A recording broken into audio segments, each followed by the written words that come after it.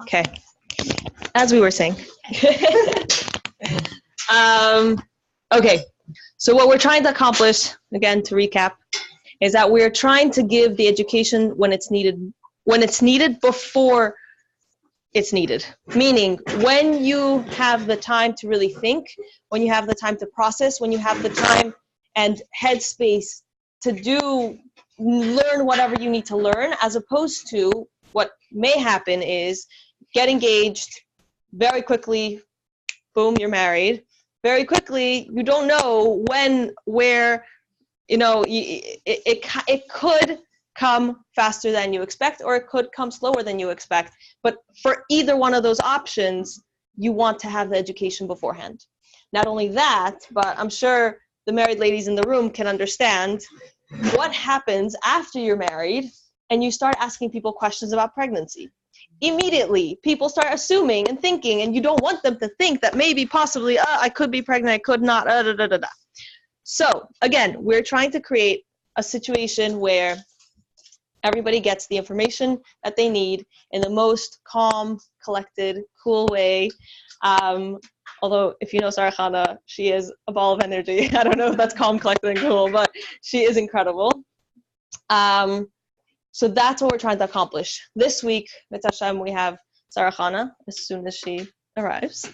And next week, we have Malka Schwartz. Has anyone heard of Malka Schwartz? No? She's going to be talking about pelvic floor health, which is relevant not just when you get pregnant and all of those things, which is your pelvic floor is what holds up everything in your body, including baby. So it's very, very, very important to know what the pelvic floor is and how to keep it healthy and how to bring it back to health after every child so that you're able to renew the process of giving birth. And it's not just for birth. It helps. It's very important in a lot of different things. So that we'll discuss with Hashem next week. We will also have Miss Irit Lang. Have anybody know? Yes, she's incredible.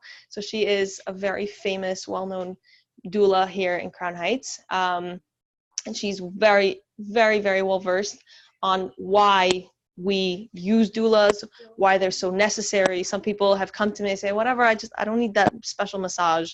I don't like being touched. I'm like, no, a doula is not just about a massage. I mean, the massage is like the cherry on top. A doula is there to really help you out, be the advocate for you, be there to make sure that you are in your best place ever. If that requires a massage, that's what they'll do. If that requires a talk, that's what they'll do. If that requires special music, that's what they'll do. But they are really there taking care of you. Then we will have, where else on the, we'll have Sara Chana again, and she'll be speaking about nursing and postpartum health, which is, again, I've had many, many, many friends and living Chassidus members who have gone through birth and they're like, okay, that's it. I'm up, I'm running, I'm doing this, I'm schlepping that. And I'm like, okay, 1 second. You have to realize a baby just came out of you. Like, if that wound the size of a baby were in a visible location, you would not be up and running the day after you gave birth. You would be taking care of yourself, making sure you're healing and properly caring for not just your body, which helps you not just for then, but it helps you for upcoming and future pregnancies, and also helps prevent, taking good care of yourself helps prevent all other scary options, which Mitzvah Hashem should never happen to anyone, such as postpartum depression, postpartum psychosis, a lot of different topics. So she's going to discuss health after giving birth, and she's going to discuss something that a lot of people think they know a lot about, but most people actually don't know anything about, which is nursing. Nursing, and many of you who know me personally, I'm an avid nurser, and it took a lot of time to learn how to nurse, and each child is different, and my learning experience and their learning experience are two whole different ball games. Not only that, but I had to learn how to care for my body during this time period, because I am feeding myself and I am feeding someone else. So that's one of the topics she'll discuss. She'll also discuss the concept of nursing clean. I know there's a lot of discussion, taboo, no taboo, da da da da da. So she'll get into it. She'll explain exactly how it's done. A lot of people think it can't be done because they've never tried to do it in the way that it's meant to be done. But that is an option.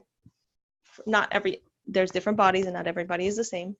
But she'll discuss that, Mitzvah Hashem. And then we will have the most amazing, the most incredible team of midwives, Kristen, Leonard, and Barry, and they're going to come speak about midwives. There's a lot of misconception, misunderstanding about what a midwife is, what a midwife does, what kind of training they get. Also, there's different types of midwives. I mean, in New York, the state of New York requires a midwife who's practicing to have the highest level of training. So they'll discuss it more in depth, but you can come and hear all about what midwives are, and depending also in which setting, whether it's in the hospital, midwives in the hospital, or midwives at home to do home birth.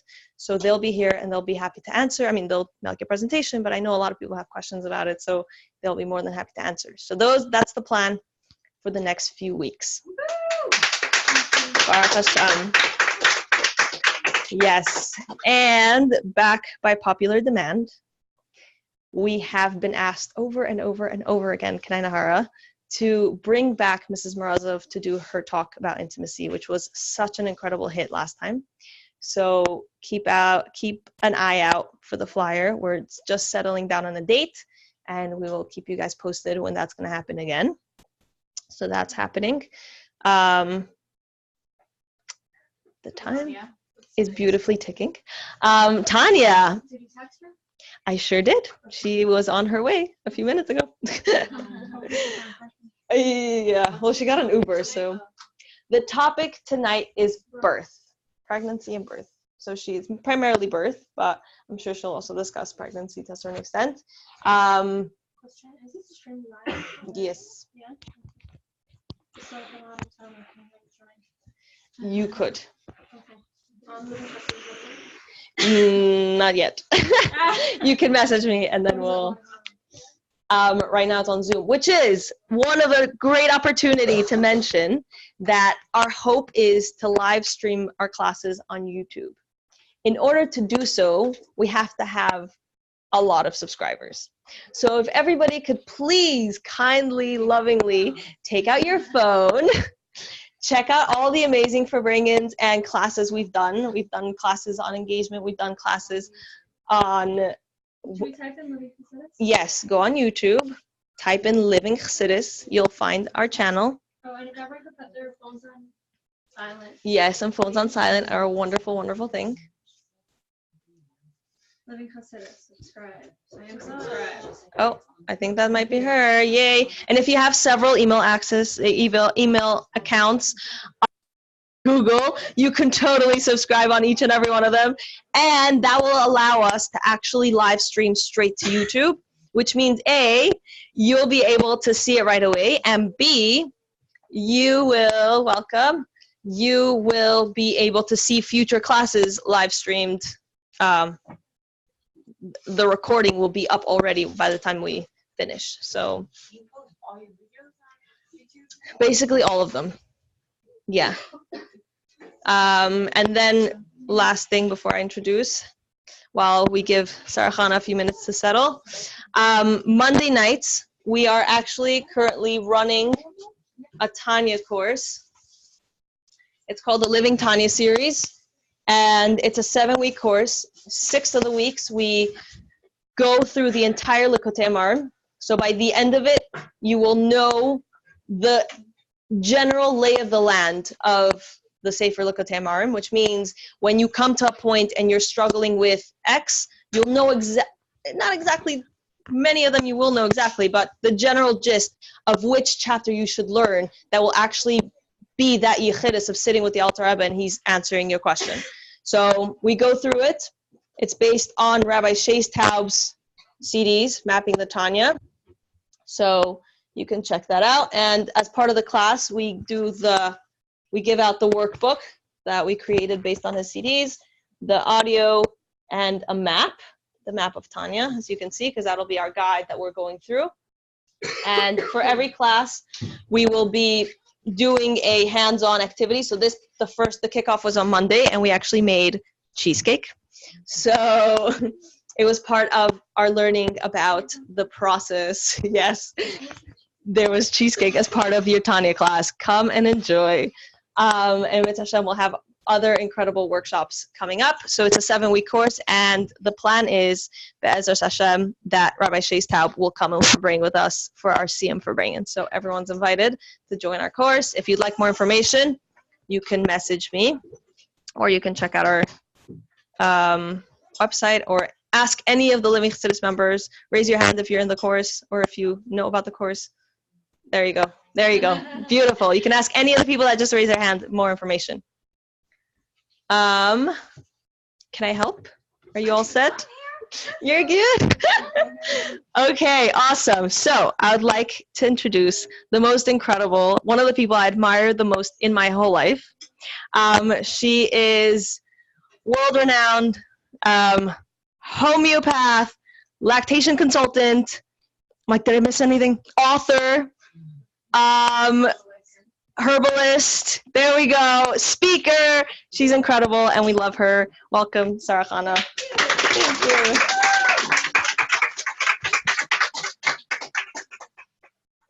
Yeah. Can I clip you up over here? Sure. Let me get this. Just and just a little drink of water. Yes, for sure. I will set that up. Okay. That's 5 years of work there. Okay, amazing. Okay.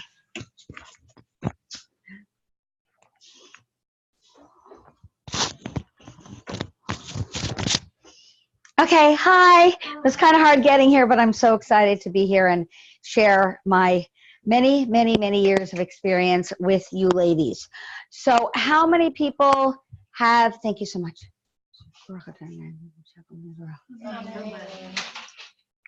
How many women have had a baby before? Raise their hand. You've had a baby before? Had a baby before? Okay.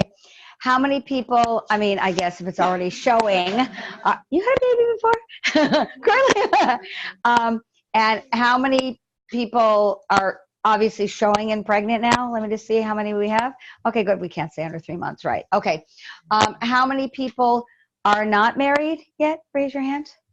Okay. Amazing. Okay, good. I just want to get like a feel for the room. So I think to start out, for you married women and you not married women, when you go to college classes, there's a lot of misinformation being given out. So I want to clarify that up front. I don't think there's anything malicious going on, but it's something that makes me a little bit uneasy. So number one, when you go to college classes and you get married, they're going to talk about 5 days of bleeding. No, I'll be fine. No? That's unless you want it.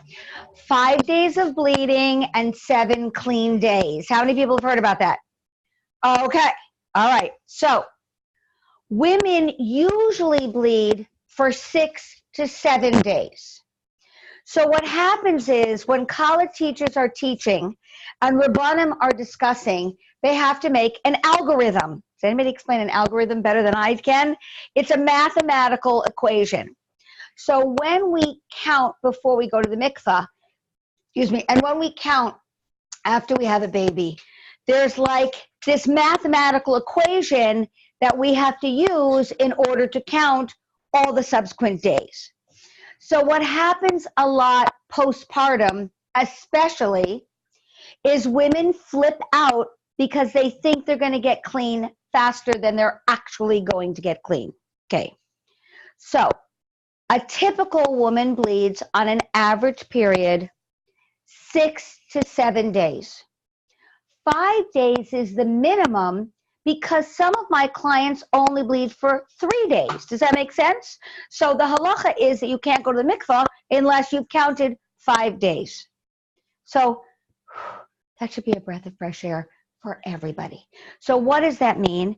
That means you don't have to make yourself fanatic, crazy, insane, obsessed with getting that clean badika at the end of 5 days. Those of you that are not married yet, you have 5 to 7 days of bleeding, then you have 7 clean days, and then you go to the mikveh to be intimate with your husband.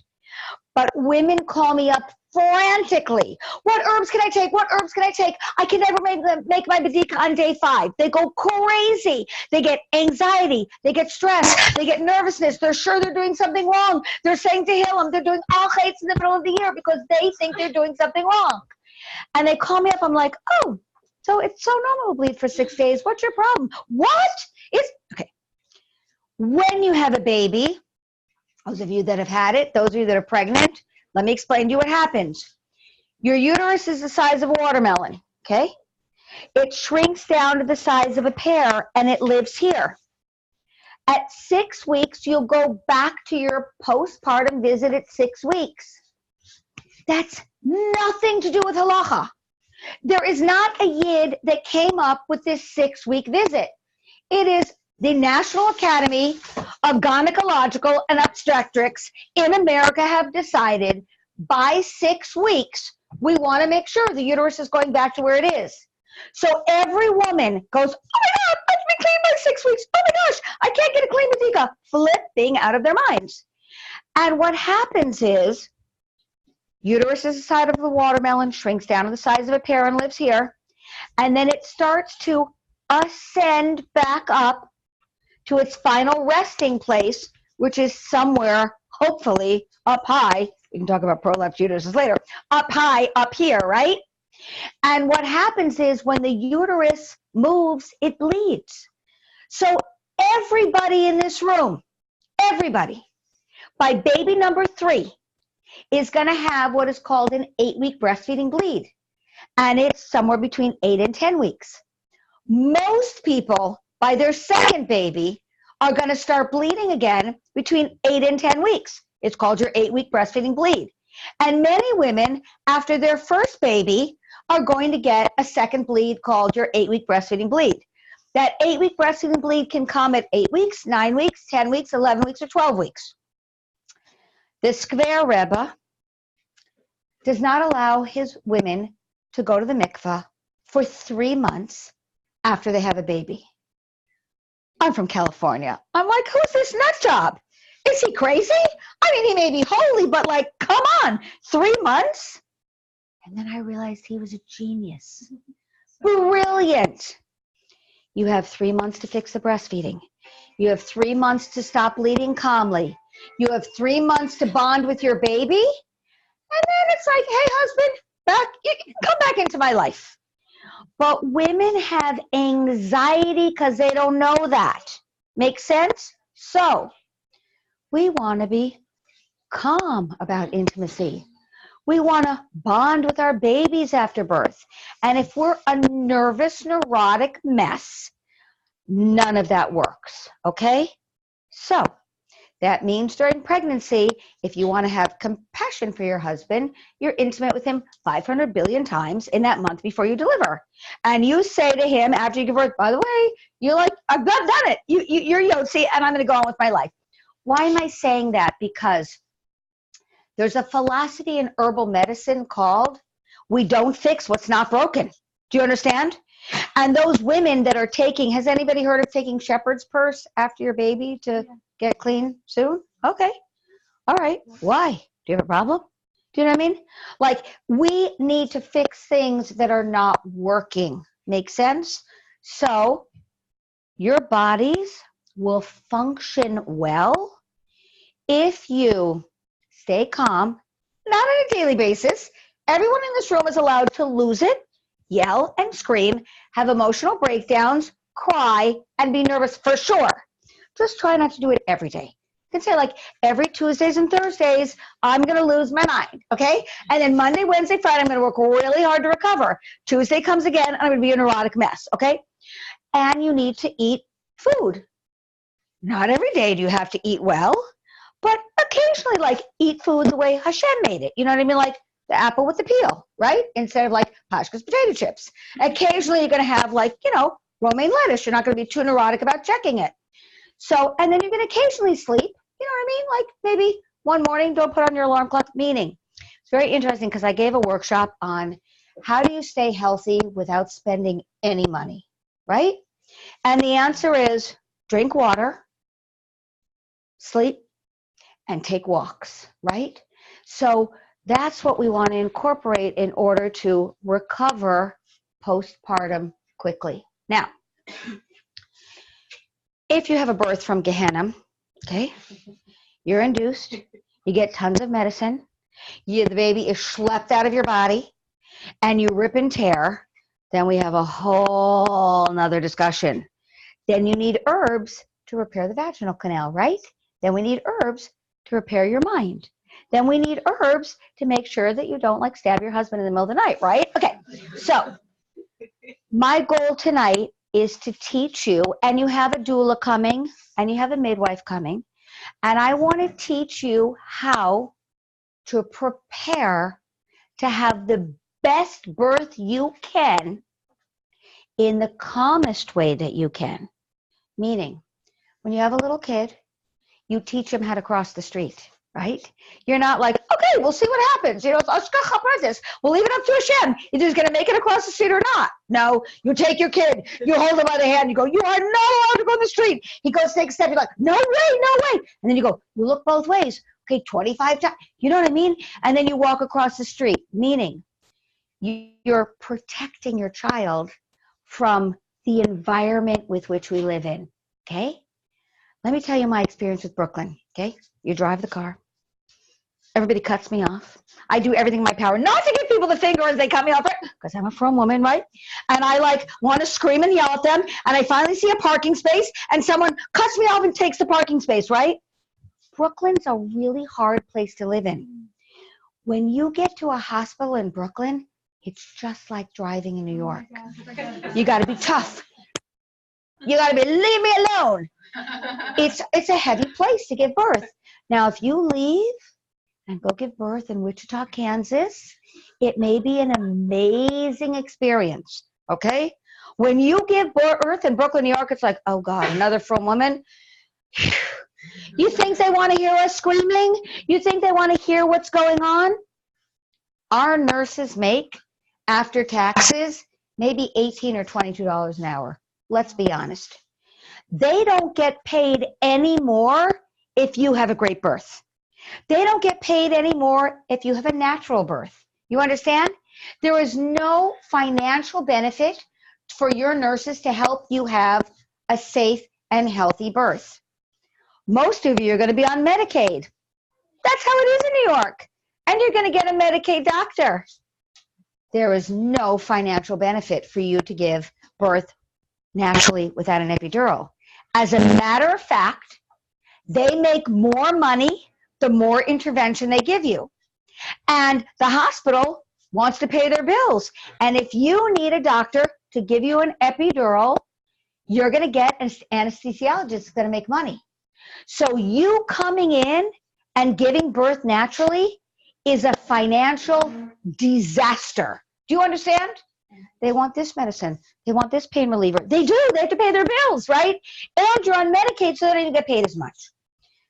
So if you're going to stay in New York and give birth, you have to do everything in your power to pretend like you're on a prairie in Montana in the middle of a concrete jungle, which means you have to plan and plan and plan and plan, or it's not going to happen. The statistical rate of C-sections are in Beth Israel, it was 85 to 90% at one point. There was a practice that came in from Long Island to Crown Heights. You know why? Place to make money. Everybody uses not a lot of birth control and they have lots of babies. And they said in Long Island, a natural birth to them was when women showed up without makeup. That was their natural birth. Do you know what I mean? Meaning induction, epidural, forceps delivery, right? So why do we want to give birth naturally? Because we were created by Hashem to give birth. Okay, now I could go over to your husband and say to him, I'm going to give you $100,000 if you can open up your pelvis. Any husband here would try. $100,000? Okay, let me figure it out. Maybe if I move my pelvic bone here, I move my pelvic bone to the side, then you know what I mean? They would move in a second, right? But they can't do it. They weren't created like that. When Hashem created the human female body, he sat here like this and went, okay, spinal column, great. 2 shoulders, amazing. We've got some knees over here. We got this pelvis. You push a button, it opens up, and it goes right back to itself. We were created in our design. Our design is to give birth. Make sense? Yeah. So we have to know that we can do it, but it's hard. Why? Why is it hard? Because there's a little story like this of a woman named Adam and Chava. And Chava had this big Yetzer Hara, and she saw this piece of fruit, and her husband was not supposed to eat it. And guess what? I mean, my feeling is when Mashiach comes and there's Chava, we're going to need the Mossad to be around her, protecting her. We're going to go, oh my God, my business trouble, it's all your fault, right? Poor lady, I feel so bad for her. But it's a little bit of a problem because I'm going to tell every woman in this room that giving birth hurts. And it's a little bit horrible. And you scream and yell like a maniac, okay? So when my clients are in labor and they're like, oh my God, Sara Chana, I can't go on. I've delivered 469 babies as a doula. You know what I say? You ain't seen nothing yet. Just wait 10 minutes. You think this is bad. They're like, I hate you. I'm like, I'm not lying to you. You hired me to be honest, right? So birth hurts and it's intense. And you need to scream. You know why? Because it says in the Gemara that we're forgiven for everything we say during labor. So you can say, see that man over there? It's all his fault. Take him out right now. I don't ever want to see him again, right? Or women will say to me during labor, get this baby out right now. I'm going to kill it. And I'm like, okay, all right, let's take a deep breath and let's regroup. So everybody here needs to know that birth hurts because Hashem tells us it's going to hurt. We have a lecture in a couple weeks on breastfeeding. Nowhere do the Chachamim say that breastfeeding hurts. Nowhere. There is no Jewish thoughts on breastfeeding hurting. So this is like a pre to the next lecture. I'm going to teach you that breastfeeding will never hurt if you do it right. Never. No nipple pain. No breast infections. No. But birth, it hurts. It's a whole nother ballgame. Now, to give birth naturally, okay, here's the next thing. What's the problem with an epidural? What's the problem? My problem is in my brain, because the Chumash says that birth hurts, it's supposed to hurt. You know what I mean? Until Mashiach comes and changes the world, it's like supposed to hurt. Interesting study done with dogs, lahavdil. But when they took away the pain from dogs while giving birth, they had trouble attaching to their puppy dogs. Their milk did not come in regularly. And these dogs had to be coaxed into taking care of their pups. The dogs that had pain during delivery bonded with their baby dogs and took care of those little puppies.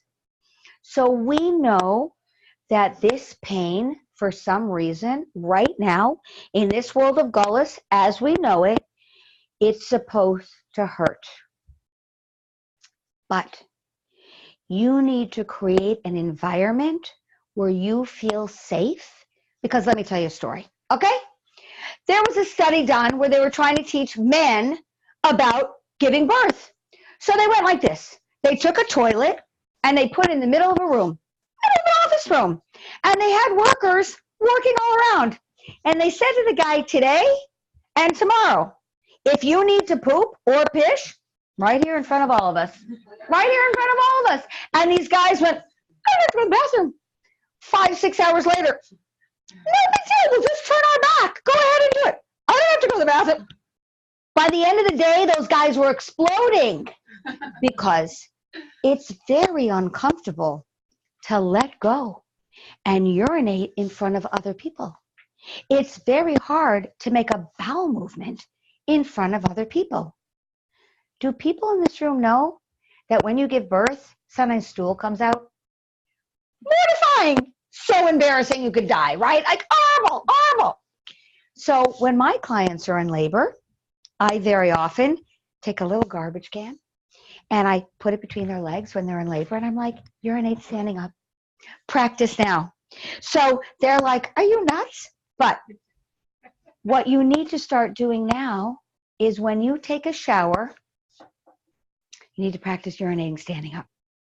Just do it. No one's around. We don't have an audience. You need to stand up, close your eyes, and just urinate, because that's the start of being able to allow yourself to let go when people are around you, okay? Some women like to bring their mothers with them during labor. Some women don't. Some women get along with their mother-in-law and bring their mother-in-law, and some women don't. Some women bring their best friend. I would only bring a stranger. Or she can become my friend after.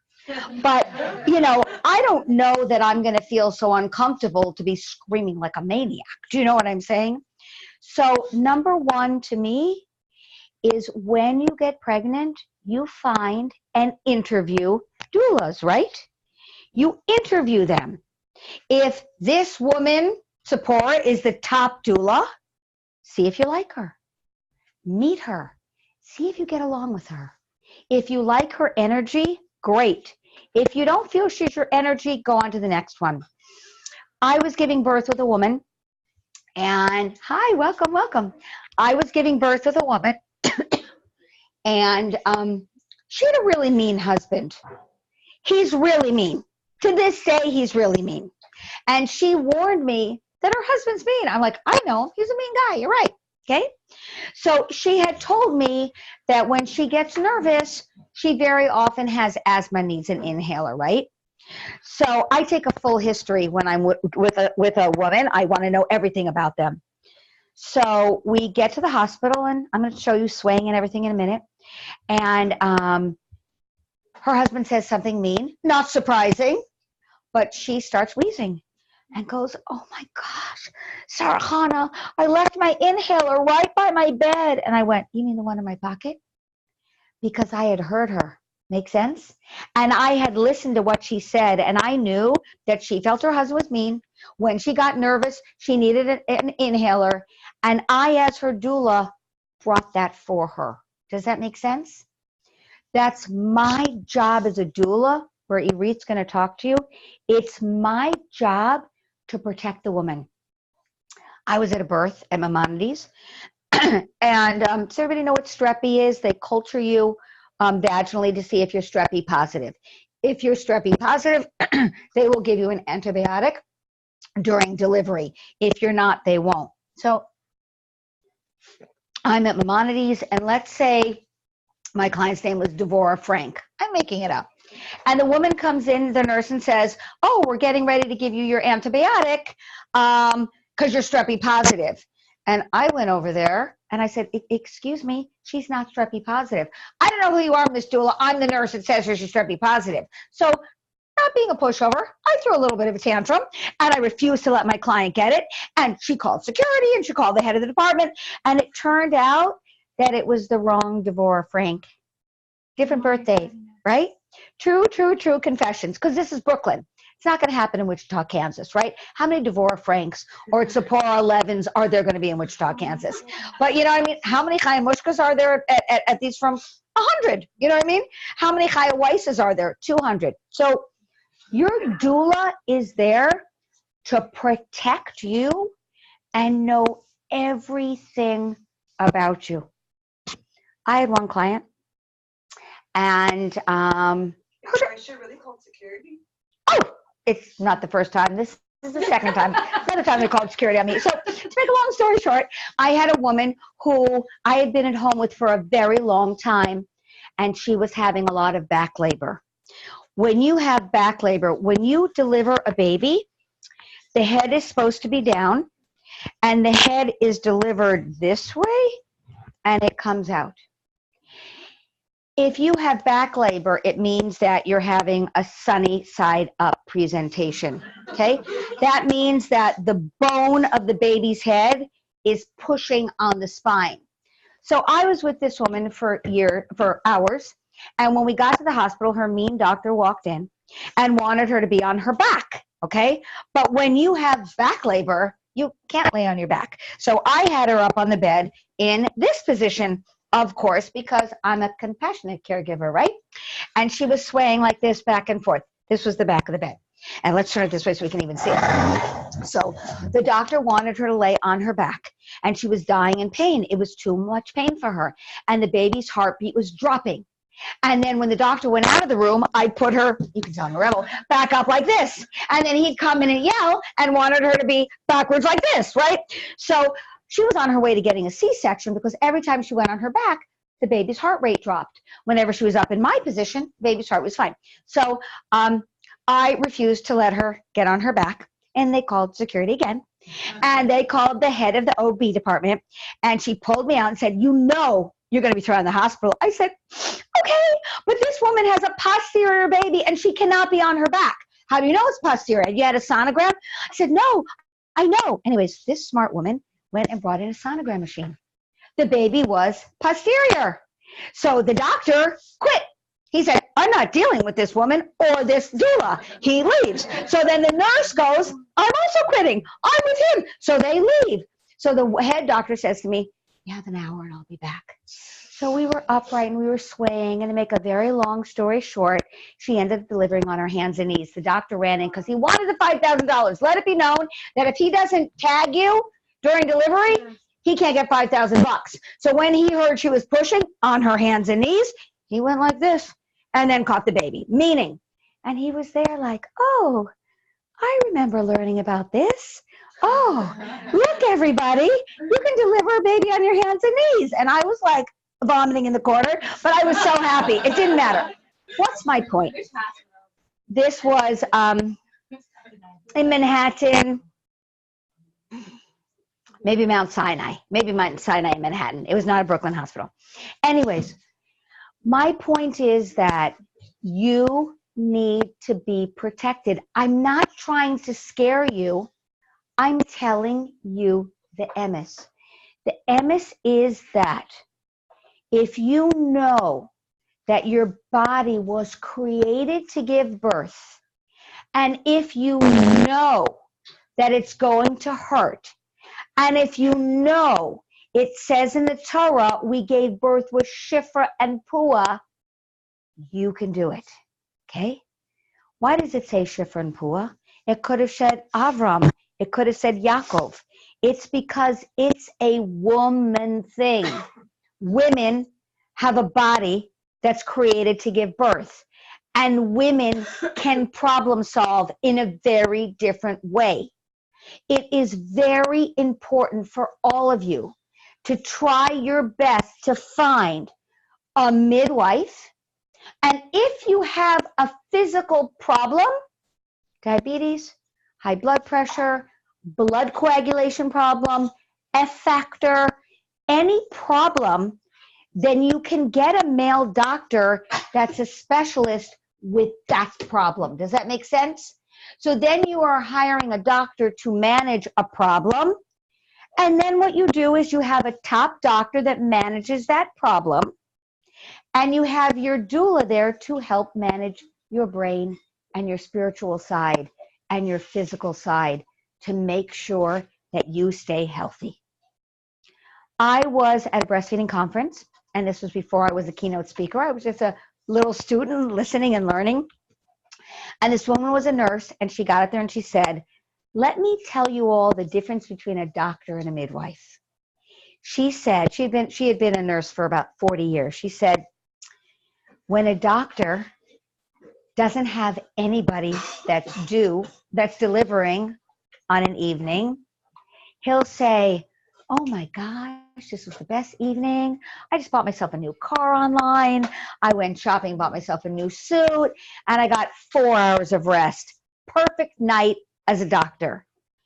If a midwife was on call and nobody was in labor, the midwives would come over and go, Jeanette was due, and so was Lucy. I can't believe I'm going off shift and I'm going to miss their births. The difference is that midwife means with woman, and you want a midwife and a doula that's with you, that's there for you, that knows everything about you. Do you like hot compresses? Do you like cold compresses? Do you like a fan? Do you tend to get hot? Do you tend to be cold? Does that make sense? Are your arms stronger? Are your legs stronger? That's what I need to know to support a woman during labor, because I know with complete faith that 98.5% of all births will be safe, the baby will be safe, and the mother can do it. The 1.5% are people have conditions and you need to check them out ahead of time. Make sense? But my belief is so strong that my whole job is to support a woman to find her inner strength, scream like a maniac, and get this baby into the world in the safest way possible. Why are epidurals dangerous? Baruch Hashem, they're not so dangerous that we hear a lot of horrible stories. But all the horrible stories come to me because they're not going to go up and down Kingston Avenue and go, oh my gosh, my bladder had paralysis for 2 months after I gave birth. Or, every time the weather changes, I don't know about you, but I get pain in my back. Or they don't tell everybody the trauma. They're also not on Facebook blaring about their problems. So if you need an epidural, it's okay. It's there for you. But everybody needs to try not to get an epidural because, why? Because there are no clinical double-blind studies on someone getting 5 epidurals or 8 epidurals. How many women in this room have been part of a clinical double-blind study? How many people's mothers were part of a clinical double-blind study? No. I don't want to seem racist, but Jewish women and bubbies tend not to be in double-blind clinical studies. We have lower-class people who are just out of prison, illegal aliens, or people that want free health care. The statistics are that most people that are on double-blind clinical studies are not well, they don't have the nutrition they need, they don't have the health care they need, and it's really the prison population and people that can't get jobs, okay? So, just for anyone who may not know, yeah. Double-blind clinical study. Thank you, yes. So a double-blind clinical study is, I take a group of people and I put them on heart medicine, and I take the same number of people and make them think they're on heart medicine, and I give them placebos. And after 6 months, I analyze, did that medicine work or did the placebo work? Make sense? And the people that are interviewing them do not know who's taking it or not taking it. So we don't have the follow-up of 100 women that got epidurals and 100 women that didn't get epidurals and figuring out what were the long-term effects. We don't have that. And out there in the world, people have 1.5 children. I guess the 0.5 are like all the Democrats. No, I'm kidding. We've got, these 0.5 people and we've got these 1 people. And so people are not having big families like Jewish people, right? So look at this cord here, okay? This is how our spinal cord works. I'll lift it up for all of you, okay? Inside this is wires that are a conduit for electricity or whatever else we need. And the outside of it is plastic, right? Okay. Our spinal cord is little strings of nerves, neurological nerve endings, and we have myelin sheathing around it to protect it, to make sure that the nerves inside don't get violated. So imagine if I took a pen, a needle, and I made a mark, and I made a hole in this. It would still work, but it would be more vulnerable, right? Let's say I take 2 holes in it, right? I would probably get some electrical tape and put it around, because when the weather changed or if there was any humidity or water, I could have an electrical shock in here. When you get an epidural, they take a needle, they go in between your spinal column, through the myelin sheathing and into the nerves. It's just not a place a needle needs to be. Make sense? It just wasn't created to do that. It also makes you paralyzed from the hips down. You are paralyzed. If there was a fire, you couldn't run out of the building. If there was an explosion, you could not go protect you and your baby, which to me, in the year 2019 going into 20, I would want to know that I could run out of the hospital in the middle. You can't move. And when you don't have sensation from your hips down, we get pelvic floor dysfunction.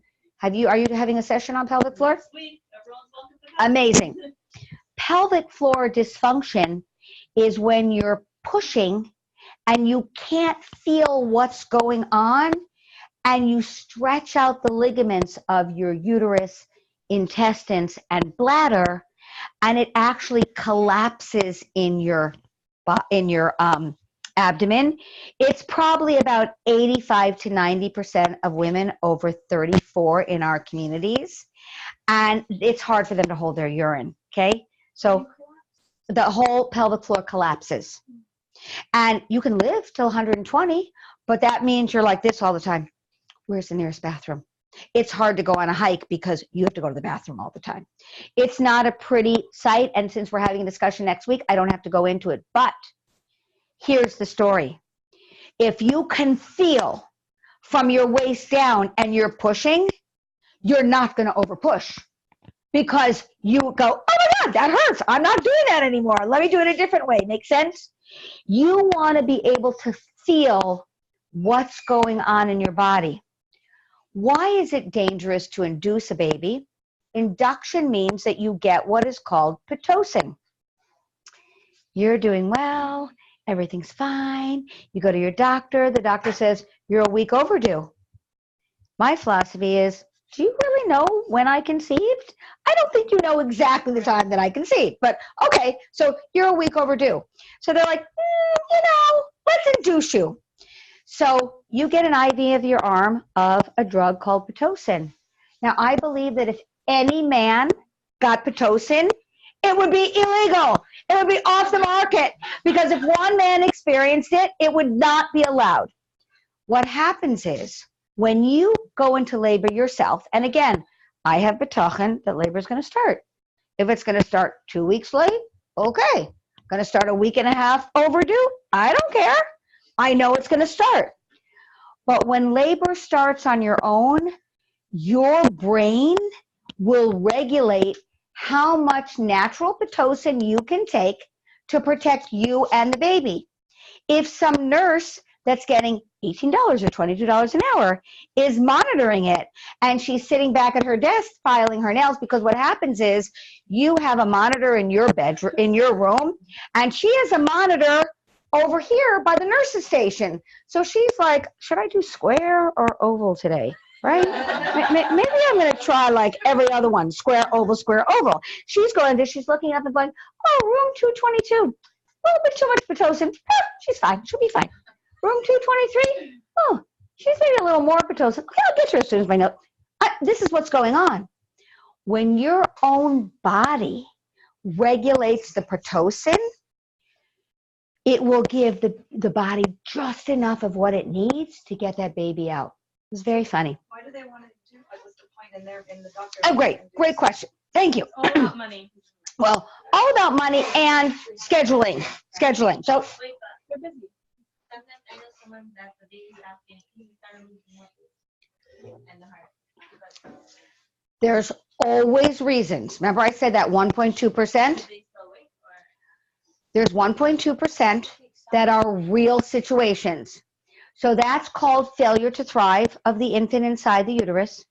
There could be a blood clot in the placenta, and the nutrients could be lessened for the baby. So you know what you do? You get a second opinion from a completely different practice. Your doctor wants to induce you, and you say, okay, I respect your opinion, and you pay out of pocket. cash to a completely different practice that has no money on the line because you're paying them cash to get their opinion. I'm working with the baby right now. No names, HIPAA. She called me up because her previous baby had shoulder distension. The shoulder got stuck during delivery, a big baby. So they did a sonogram and they said, gotta induce this baby. You're gonna have this again. Well, really, one time shoulder stuck doesn't mean second time shoulder stuck. And this is a big baby. So of course she had a panic attack, okay? They induced her. You know how big the baby was? 6 pounds. That's a little baby. There's no shoulder getting stuck there. Absolutely not. And maybe this baby needed to stay in the womb another 2 or 3 weeks in order to get up to 7.5 pounds. They were telling her it was a 9-pound baby. Do you get what I'm saying? So that's why we always want a second opinion. There are always reasons to get second opinions. The Rebbe said, always get a second opinion. It can't be a second opinion in the same practice. So there are stories which I can explain to you over and over for 17 hours of women that needed to be induced. But they usually induce you for these reasons. 1, a simple date. A simple date. Okay, it's 9 months and 3 days. We need to put you into labor. Why? Because you can't sue a doctor if they induce you and there's a problem. You can sue them if they didn't induce you and there's a problem. So in my practice, I always tell my clients to add 2 weeks to their due date. If you got your period on July 1st, lie and say July 15th. If you got your period on July 15th, lie. I, as a frum woman with a sheitel and nylons, even if it's the summer and 105 degrees, I've still got nylons on, right? I'm telling you to lie because it gives you time. Meaning, yeah. I know, whatever, but as a college teacher, sometimes the calculation that they use is very different than the mikvah calculation that we follow by.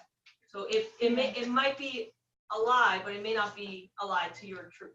You can also tell them when your mikvah night was. Don't tell them. I'm saying obviously if you're lying. No.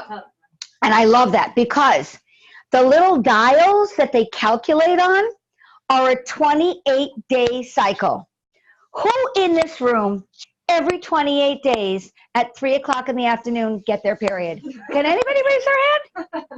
They're calculating on a perfect 28-day cycle. Now, a 28-day cycle is just, again, an algorithm. Back to math.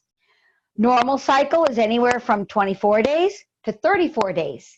1 month, you may have your period 36 days. The next month, 32 days. The next day, 28 days. Whoa, you're on cat, right? And the next week it'd be 42 days.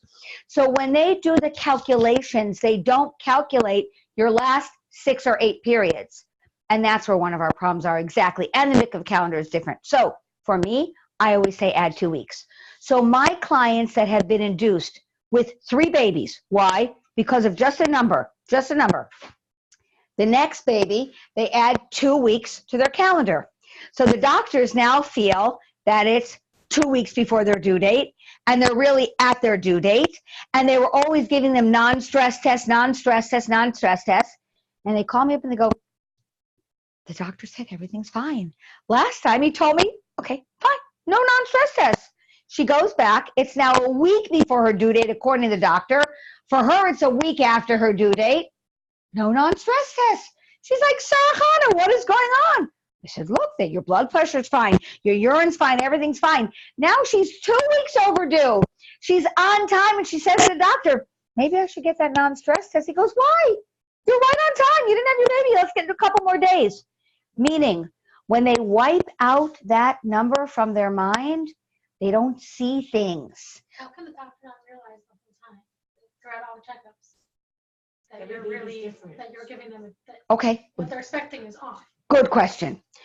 You can't get a sonogram in the first 3 months if you want to do my plan because they're very exact in the first 3 months. From the 3 months on, they are totally inaccurate and mean nothing.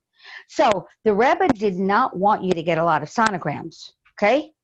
I do believe in this day and age, towards the end of the pregnancy, I think it is advisable to get one because Hashem put this in the world Why not get a peek? Sometimes we see problems. One of my clients got it. It was about like the seventh going into 8th month, and they saw a bit of a heart defect in the baby because you can't really see before then. And she switched doctors and switched hospitals. She went up to Columbia Babies, found the top heart surgeon there, gave birth up there, and then the baby had open heart surgery. That was like a bracha. Do you know what I'm saying? But to get them along the way, what are you checking? Cells? What are you looking at? It was an ultrasound, exactly.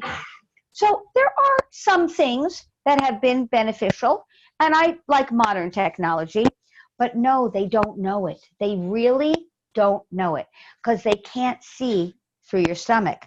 So if I was in charge of the world, I'm going to see who I vote for, okay?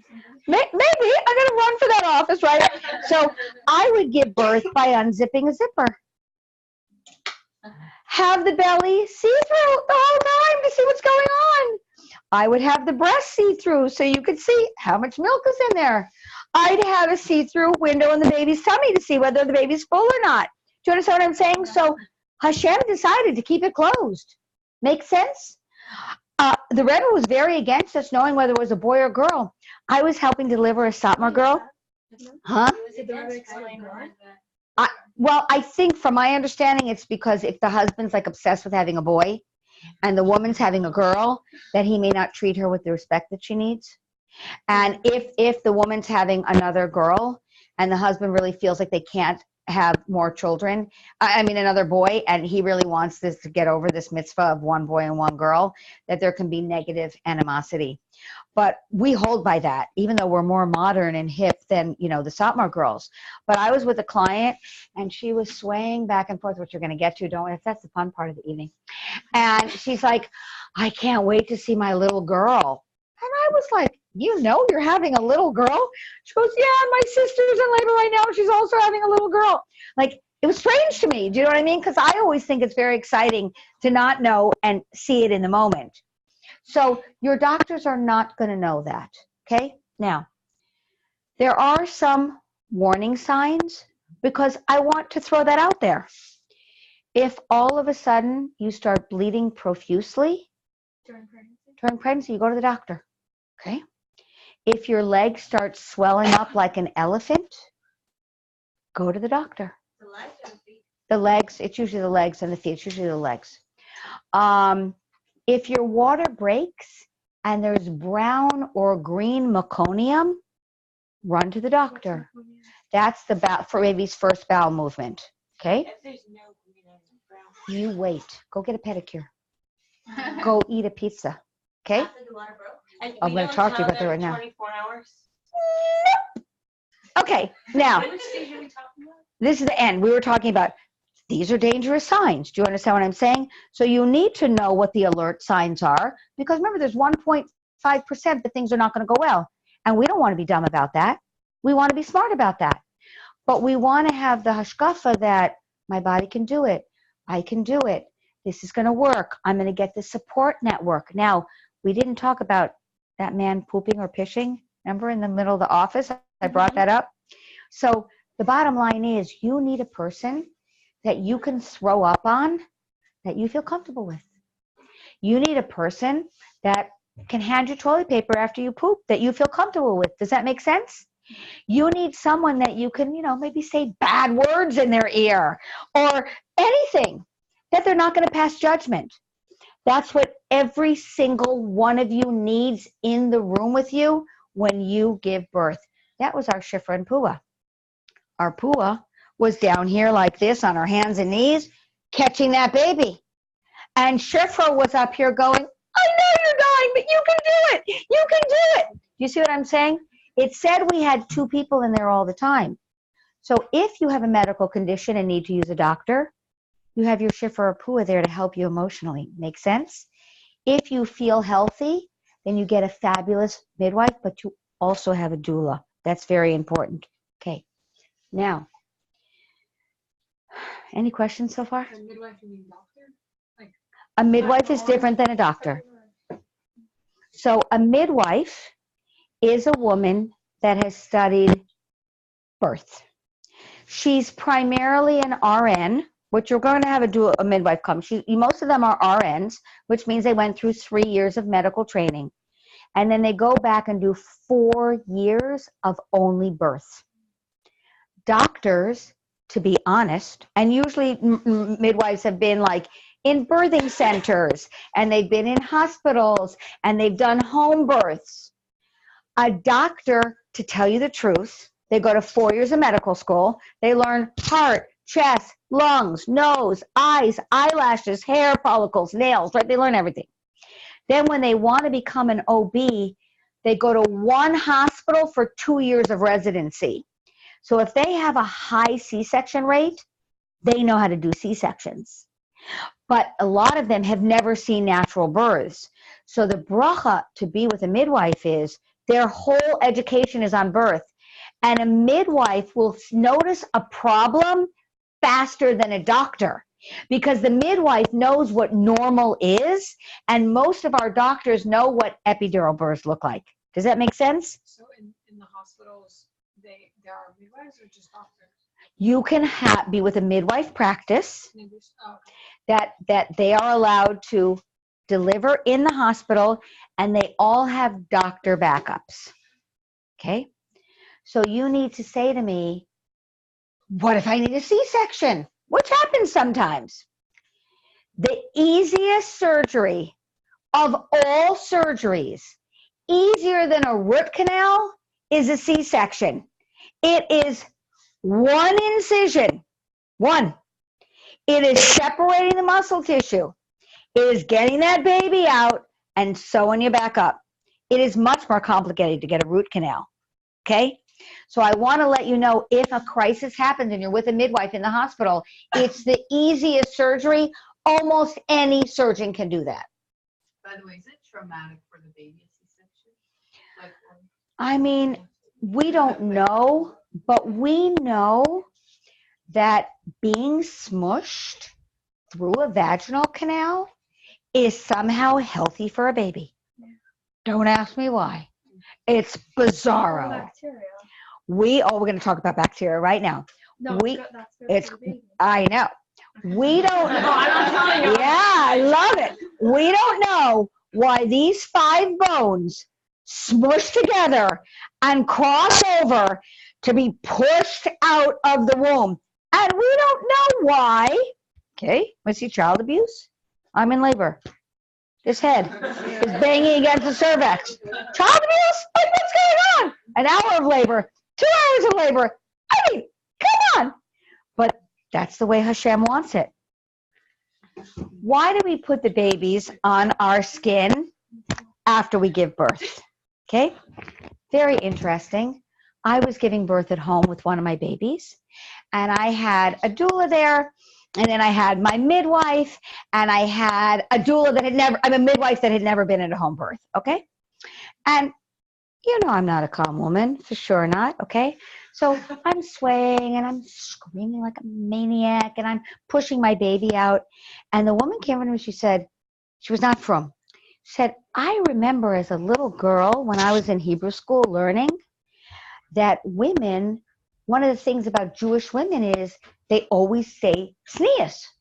She said, yours was the most sneeze birth I had ever been in. I was like, me? I said bad words. What are you talking about? She said, but in other cultures, they kind of rip off their clothing when they're in labor. The whole time I had my little black chalat on, and I was swaying, and when the midwife wanted to check me, I just kind of pulled up my skirt a little bit, and I kept my head covered with the tickle the whole time. I didn't think of myself as a sneeze woman. I was just doing what I needed to do, right? So we as a Jewish nation, especially after Chava, and we had to wear clothes, blah, blah, blah, we tend to feel more confident with our clothes on, right? I mean, I don't know about anybody in this room, if you have that self-body image that you can just strut around the house naked, you know what I mean? That's really great. Okay, I don't really have that. So basically, I'm always like, okay, hi, here I am. So what's this skin to skin? What is skin to skin?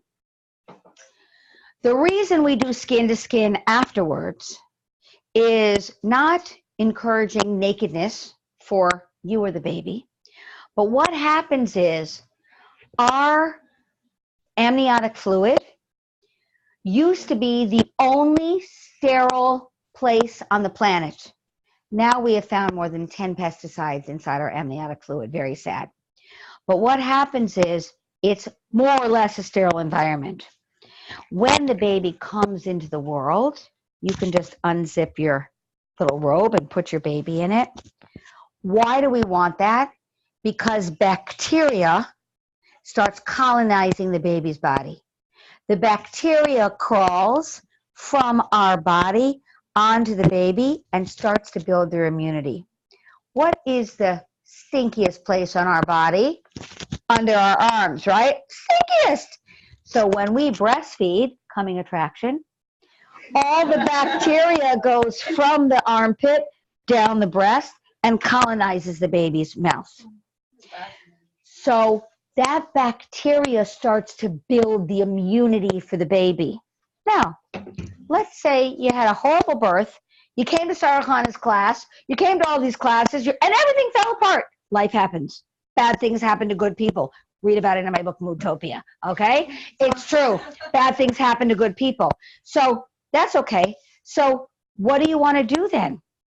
You want your husband who's wearing a t-shirt and tzitzis and another shirt and has that scruffy beard that he probably has some food stuck in it, right? Really bad breath, drank too much coffee. You want him to take your baby and start touching and breathing onto that baby because you want that baby to at least get your husband's bacteria if you can't do it.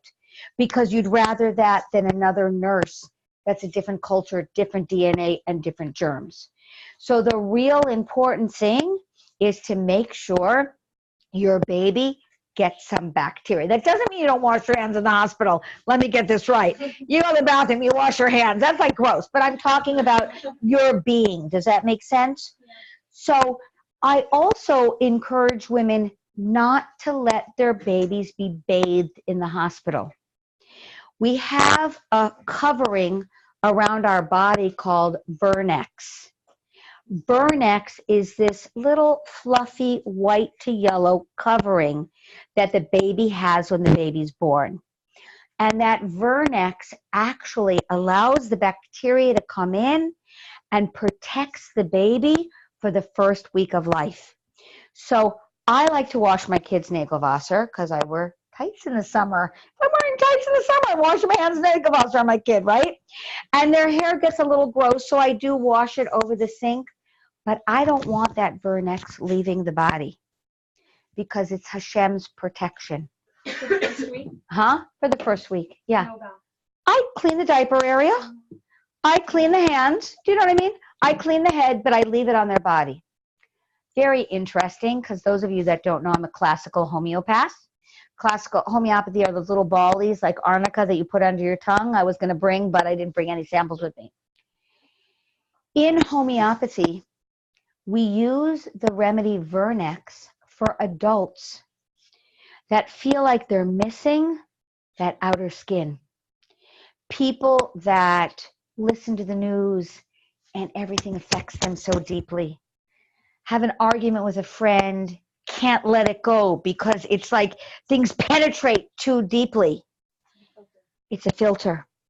People that have trouble in the world because everything affects them, we give them the homeopathic remedy of Vernex because researchers in homeopathy believe that when you take off that Vernex too soon, you don't allow the child to have that barrier between this world, the world they were in, and the new world that they're entering. Now, this is a world of gullus. Okay? Did anybody notice? It's kind of like a hard place to live in, right? We believe in Gilgulim. We believe in reincarnation. It's not a Christian thought. It's very much a Jewish thought. When you have this baby, 99% of the time, these are not new neshamas, right? If we believe we're that close to Mashiach, this kid's been here like 45 times, like, oh God, I'm here again. Oh my God, that's the mother? Are you kidding me? I knew in a previous life she was my neighbor and I hated her, right? Okay, so here's this kid going, oh my God, I'm doing this again. So we need to transition babies slowly but surely into this very challenging world that we live in. In homeopathy, we have a homeopathic remedy made from mother's milk called lac materna, okay? Homeopaths believe that we give that remedy to adults who never quite got the way the world works. They never quite got it, you know what I mean? Like, really? You need to go to work every day? You can't sit on the couch and drink a beer? You know? Or those kids that really like they can't get along with their teachers or anybody. We believe that babies, adults that were not incarnated into this world, need mother's milk. So from a spiritual standpoint, we need to know that this baby is a reincarnation, been here before. And we need to know that this baby has a test that he didn't pass in the world before. It wouldn't be back. There's something he needs to learn. Kindness, compassion, getting along with nasty people, keeping mitzvahs. I don't know what it is, but that's what this baby needs. So I'm going to keep that Vernex on him from a spiritual, besides the medical. I can give you all the medical reasons, the clinical studies on why Vernex is important. But because this is a spiritual group, spiritually, I want to try to protect him when he transitions. The reason I want to give him breast milk is because it brings that neshama down to the world, because you can't live in Atzilus and get along in the world here. Make sense? So we want to take our spiritual knowledge and our physical knowledge and put it together to try to give that baby the best life that we can and the best start that we can. Okay? Do you wash the head with just water? Or? I don't even care if it's a little bit soap, because you'll see what's the most astounding thing, if you've ever been at a birth, is when they come out, they're bloody and a little gross looking, right? What happens right away? It falls off their body, doesn't it? The blood, everything falls a little, but even if you don't wipe it very much, you wipe it a little bit, they look very clean. Don't you agree? They look very... I was imagining the birth and I thought I was in the room and this baby coming out and I hear the baby. Oh my gosh! It basically, they do wipe a little with a cloth, but they're very clean. You're going to see. Yeah, the body soaks it in. And exactly. And it just kind of happens. And how you prevent the nurses from washing? Just as the baby comes up, you're already washing the baby. You don't have what just They happened. just Yeah. take it away. And they Okay. So you bring a big box of chocolate for the nurse, Everyone, yeah. and you bribe everyone, I would totally be up in a soup. and you say to your husband, you have a job. We're going to talk about that really quickly, and then we'll open it up for questions. That's a good question. Most nurses in their heart want to do everything right, and that's why they become nurses. You know what I mean? They're cleaning up people's urine and vomit. They're good people. In New York, they get very overwhelmed. People are nasty. People are rude. They're overwhelmed. I'm being honest. But if you went out to lunch with that nurse, 9.5 out of 10 of them are phenomenal people. Phenomenal people.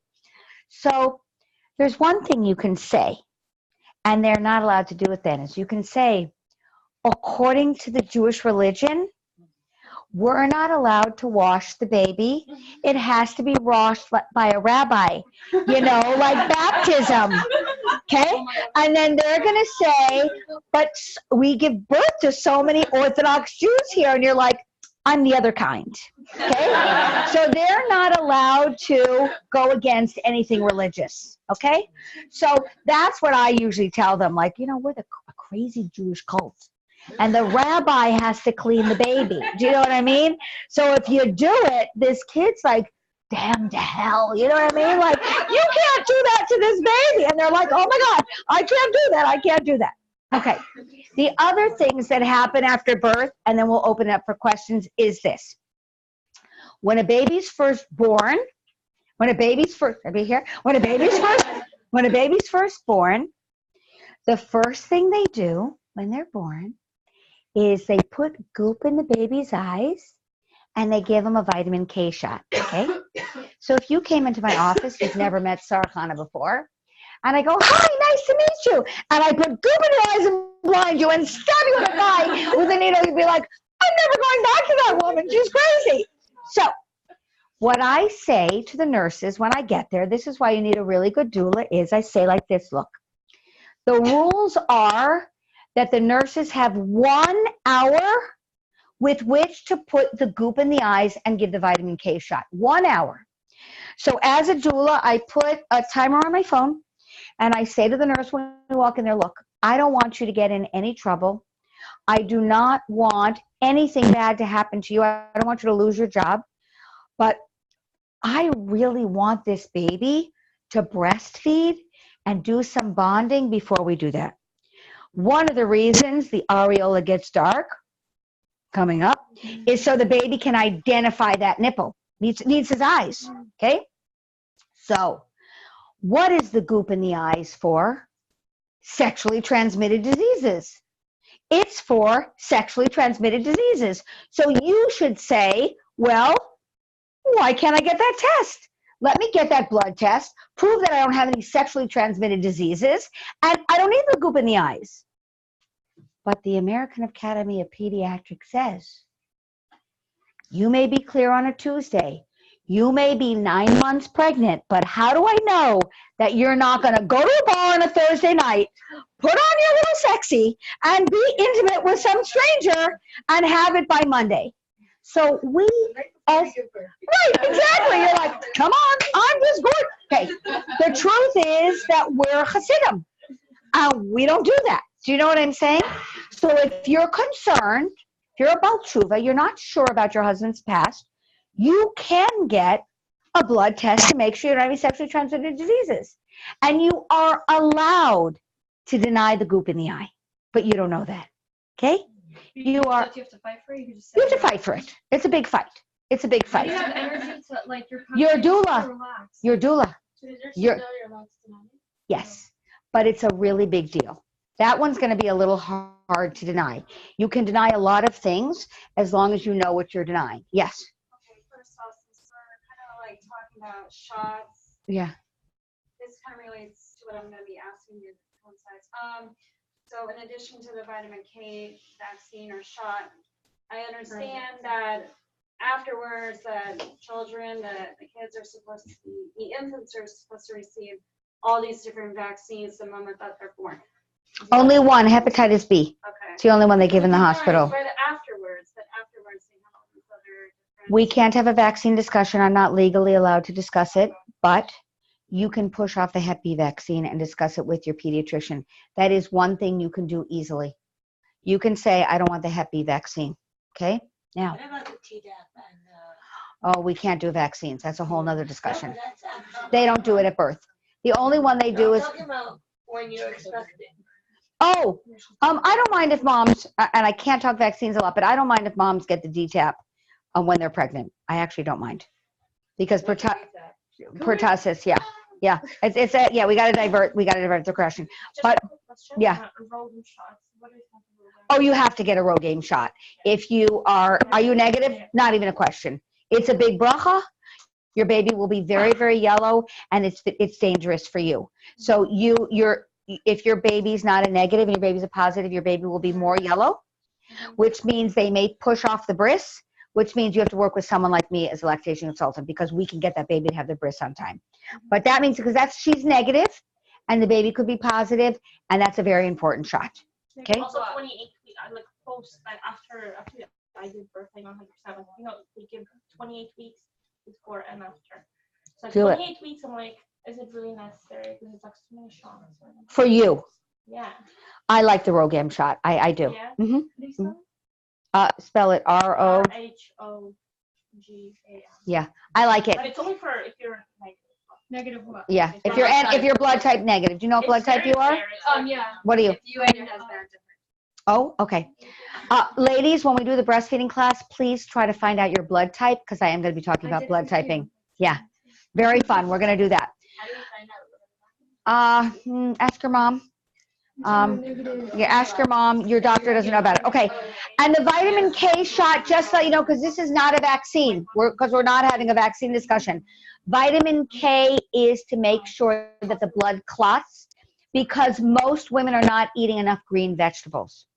I mean, green leaf vegetables. So before I give birth in the last trimester, I eat a lot of spinach, romaine lettuce, anything I can get my hands on, and I know my vitamin K shots, my vitamin K levels are going to be up. But the point is that if you work this out with your with your nurse, they will all wait that 55 minutes. And that way you can do the skin to skin with the baby. You can do the skin to skin with your husband. If you're not in the mood to do it, you can make sure that you latch that baby on.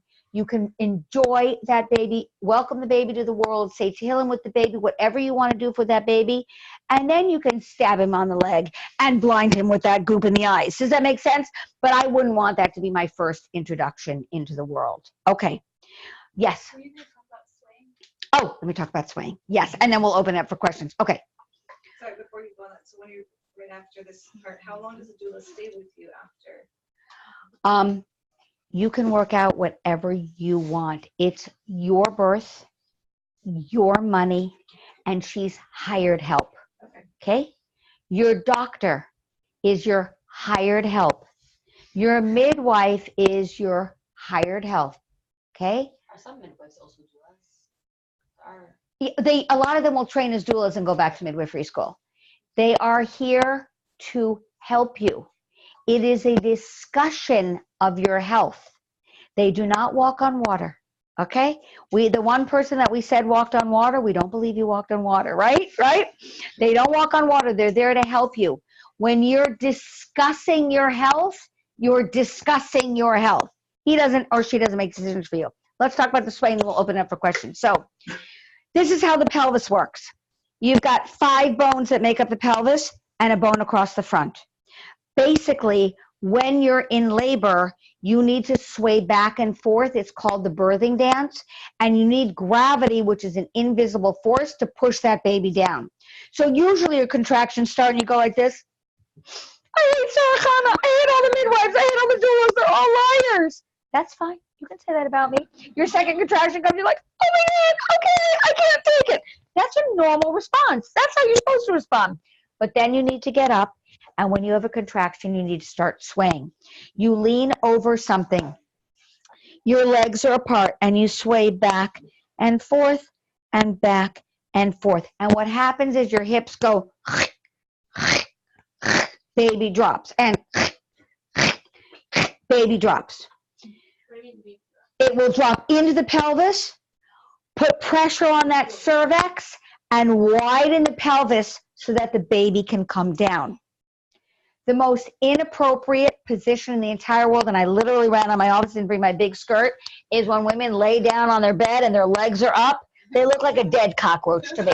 See those dead cockroaches when they're on their back? Their arms and legs are like this. It's like, oh my God, should I help the cockroach or let it die? Same thing with women in labor. I'm like, oh my God, should I help her? No, I always want to help her. Okay, so, and what happens is when you're laying like this in the bed, gravity, which is an invisible force, is pushing your baby into your spine. It's a little crazy. Your vaginal canal is here, and the baby has to be like an astronaut defying gravity. The baby, the energy is being pushed down. The baby has to push up and out and enter the world at this weird angle. It's not. That angle came because it's easier for doctors. 100%. 100% easier for doctors, okay? So when I deliver babies, okay, but I go to the gym and I'm in good shape. So I get down here like this. Here's my client, and I'm down here like this going, okay, I got this. Don't worry about it. Honestly, if we're talking about sneeze, we're not too sneeze. Laying on our backs with our legs spread open like this with the light on and the janitor coming in, taking the garbage out, and nurse coming in, doc, I have a question. And you're like, oh my God, is this really happening to me, right? So if you're in this position, you can, be sneeze, keep your little skirt on. And this is really the position that you need to be. The coccyx bone, which is the last bone on the spine, was created by Hashem like this. it moves. The spine is not fused. Well, so that's how we can move.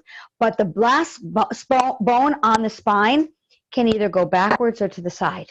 See? So if you're in this position upright, that coccyx bone can move and you can deliver. When you're sitting like this, the coccyx bone is under your body, unable to move, and your exit hole is 68% smaller in this position. When you're upright, you will be able to have that baby quicker and faster. One more thing, and let me answer your question. The way Hashem created men, okay, is they have a triangle body. They have these big shoulders and this tiny waist. Okay, not our Hasidim, but that's really how guys are made, right? So if you're walking down the street and you're with your husband, you're going to ask him to carry the groceries. I mean, I'm not carrying the groceries. He's got arms, right? How we created, we've got these breasts and we've got these hips. We have stronger legs so that we can go like this, hold our baby, and hold our phone, and serve our food, right? So this is our position. You wonder why we have pain, right? We're in this position all the time, we're dying. But the truth is that this is where our strength is, in our hips, okay? So that means that when we're in labor, our strongest place is here. To lay down on a bed and pull your legs up, we don't have the biceps, even to go to the gym, and I go to the gym, okay? I don't have that strength. So the way women have given birth for thousands of years is you lean forward like this, you sway, sway, sway, sway, sway, you can circle. When you go to push, you push your, excuse me, I'm so sorry. You push your tush in the air and you bend and boom, that baby comes out. And your doctor or midwife need to be on the floor. That's the best way in the world to give birth. Her doctor, she's like, you should never deliver anyone's baby this way. And she turned herself around. Yeah. She had slid out, no epidural. Yeah. Maybe that's not for everyone, but Right. she literally said she told her, like, she was mad in the moment, she's giving labor. She yelled at the doctor, you shouldn't do this position for anyone. Never. It's painful. When you're upright, gravity will push everything open. And this is the way we were created. Again, I'm not going against Hashem's creation. I didn't design it. Remember the zipper and the see-through? I mean, I would have done it a whole different way. This is how it needs to be done. If you have to be on a bed, if you have to, and I don't even know what have to means, you take the bed and you bring the back up like this. You get on the bed like this. You have the pillow here, and you can push your baby out this way. Do you understand? You need, well, I'm on my knees. I'm on the bed, I'm on my knees. This is a compromise if you need to do it. If your doctor's really flipping out, then you can be upright, upright, upright until the last minute. And if you have to lay down on that bed and go on your side, okay, I will reside then. But you need to be upright as much as possible because you need to work with the way Hashem made Teva. That's how Hashem made Teva. So you sway, sway, sway, sway, sway. And then you say to your doula, I'm not doing this ever, ever again. And another contraction comes and you're like, okay, after this contraction, I'm done. Okay, no more contractions, but that's what you do during contractions, okay? Can I share something? Yes, of course. So I've actually seen Sara Chana before I birthed my second baby, and Sara Chana told me about the birthing dance, and I was on oxytocin because I was being induced. Ugh. I was standing up, and I did my show, you know, and I was with the robe and a tichel and everything, and it lowered the birthing discomfort, the pain by 90%. Yes. With oxytocin. So that was like a big bracha. So it's true. All you need to do, again, I like to do my gym and all that, but I feel like if you know what you're doing and you're prepared for it, it really, really lowers the pain and you're able to do it. And like you say, you can do it. And it's, right. Yeah, so it's so true. I've experienced Thank that, you. so, It yeah. makes a huge difference. So before we open this up, because there's just so much to talk about. I mean, it's like months, but you need to find a midwife or a doctor that you like. I don't care if everybody's going to that doctor. If you don't like him, that's not who you're going to. You are allowed through your insurance to interview 3 or 4 doctors before you find the one you resonate with. You get the doula that you like. Sometimes it's better to have a doula that hasn't done a million births, but who you love passionately, as opposed to the one that everybody's using that you may not resonate with, right? You've got to make sure that if you want your husband, they're great. If you don't, it's okay. You have to make sure that your environment is what you want it to be. You need to be in a place where you can say, oh my God, I'm so freezing, I need a heater. And 5 minutes later, I'm sweating, I need a fan. So sometimes I'm with a client, I'm like, okay, how's this? Now I'm cold. Okay, you want my jacket? Put my jacket. Okay, now I'm not. Do you know what I mean? You want that person that's going to create that safe environment for you. You want to make sure that that person's going to know that you're not Devorah Klein that's streppy positive. You're the Devorah Klein that's not streppy positive. Make sense? And you want to make sure that when you get in that room, you have that nurse love you. Oh my gosh, I'm dying in pain, I'm dying in pain. You have the best nail polish color. I'm dying in pain, I'm dying in pain. What color is it? Okay, oh my God. Do you know what I'm saying? Like, seriously, you need to make that nurse your friend. And if she's horrible, you are allowed to fire her. You can say to your husband, I'm going to stab you or her. My suggestion is get rid of her fast. She can go over and say, your husband go over and say, my wife's not resonating with that nurse. Can I have another one? And of course, they're going to say no at first, but they can't legally do that. Legally, you're allowed to ask someone else. You want to make sure when that baby's born in the world that you give that baby that spiritual introduction that you want. Everybody's Yiddishkeit is different. Do you know what I mean? I look at that kid and go, oh my God, you have no idea. You have no idea what it's like down here. No, I'm kidding. But you look at your kid and you do what you want to do spiritually. Does that make sense? I would keep that Vernex on that baby. I would not put goop in the baby's eyes, and I would not stab them with a needle right away. Make sense? And you bring your husband in. He's got good germs, and that's what I would do. But you are living in Brooklyn, New York right now. It is a tough place. They're always going to do what's easiest for them. And you got to make sure that you got people around you that are going to make sure that it's the best birth you can do. If crisis happens, you need a lot of medical intervention, no problem. There's people like me and other people that can help sew you back together, pick up the pieces, make sure you take your next step in life in a grand way. But you need to work hard to get the birth you want in Brooklyn. You need to work hard. You can't leave it to, okay, it's Hashgacha Pratis Gams L'Tova. I mean, it's all Hashgacha Pratis Gams L'Tova, but we still need to make a keli for a bracha. Okay? Any questions before we shut down? Yeah, go ahead. Okay. We'll do our famous selfie. Oh, great. And We'll love for sure. Okay, come this way and we'll turn this way. Amazing. Is this how we want it? Great. Is everybody in? Are we missing? Hold on. Do you want Michal? People Oh, that's great. Okay, we'll do a few.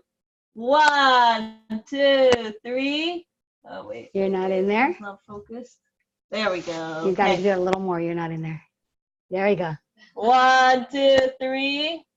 And then on this side, since we missed a few people. 1, 2, 3. A little lower for you. Yeah. Beautiful. Okay. Okay. And before questions, I want to let you know, no obligation. I'll bring them back during the breastfeeding one. But I wrote a book called Moodtopia. Took me 5 years to write it. It's all about women in moods, why women are moodier than men, the benefits of being moody, and what do you do if you're hijacked from your moods. It's very easy read. I talk about herbs and aromatherapy that's been used for thousands of years. It's $18 if anybody wants it, and I will sign it if you want. But it's a really easy book to read. You can, read, I say it's just like AA, one day at a time. Sara Chana's Moodtopia, 1 page at a time. You don't have to read the book from cover to cover. Okay. Huh? Amazon. It's online on Amazon. And if you buy it on Amazon, please write me a review. We hate it. Oh my gosh, but we need those kind of things. Okay. Any questions? Yes. Oh, thank you so much. I forgot we got distracted. So this is how your body opens up. This is the dilation of the cervix. This is how you are when you're pregnant. You can and start opening up even 2-3 weeks before you give birth.